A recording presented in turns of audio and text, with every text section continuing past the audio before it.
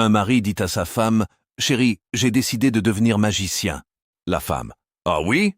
Et qu'est-ce que tu sais faire ?» Lui « Je sais faire disparaître l'argent du compte courant, faire apparaître des pets dans l'ascenseur et transformer le silence en dispute. » La femme « Tu sais déjà faire ça depuis 20 ans. Tu n'es pas un magicien, tu es un mari. » Lui « Alors je te fais un vrai tour. Regarde ce mouchoir. » Il sort un mouchoir troué. Maintenant, je vais le transformer en lapin.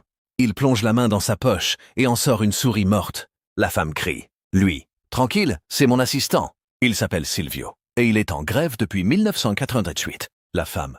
Et le lapin? Lui, le lapin, je l'ai mangé hier soir. C'était un faux lapin, c'était une courgette. Mais tu n'as pas remarqué la différence, donc le tour a fonctionné. Deux amis au bar. L'un dit, hier je me suis disputé avec mon patron. Il m'a dit, tu es viré, et j'ai répondu, vous êtes un imbécile. L'autre, et après? Le premier. Ensuite, il m'a demandé de rester parce que personne ne savait faire le café comme moi. Mais je lui ai offert un café tellement amer qu'il a regretté de m'avoir réembauché.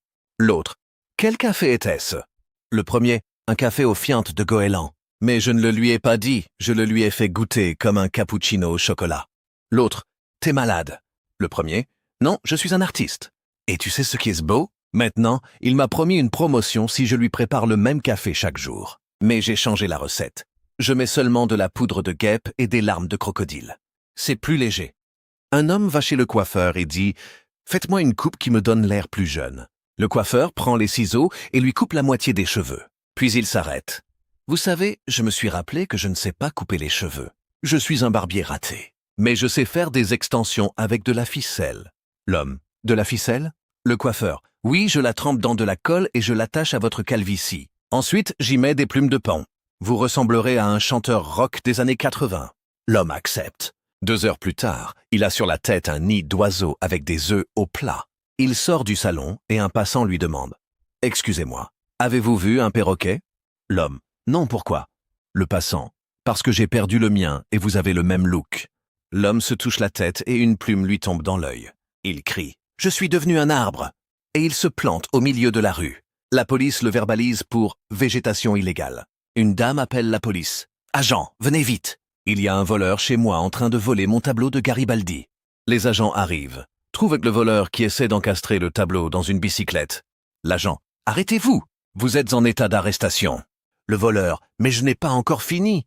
Ce tableau est énorme. Comment vais-je l'emporter ?»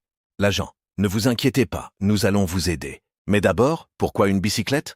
Le voleur. « La bicyclette, c'est pour m'enfuir vite. Dommage qu'elle n'ait pas de pédale. » L'agent. « Et alors comment fuyez-vous ?» Le voleur. À pied, mais avec la bicyclette sur l'épaule. Comme ça, je ressemble à un athlète olympique. La dame, entendant, s'écrie « Mais c'est le portrait de ma grand-mère, pas de Garibaldi !» Le voleur. « Ah, alors je le laisse. Je ne vole pas les trucs de grand-mère, je vole seulement les héros. » Et il s'en va à pied avec la bicyclette sur la tête.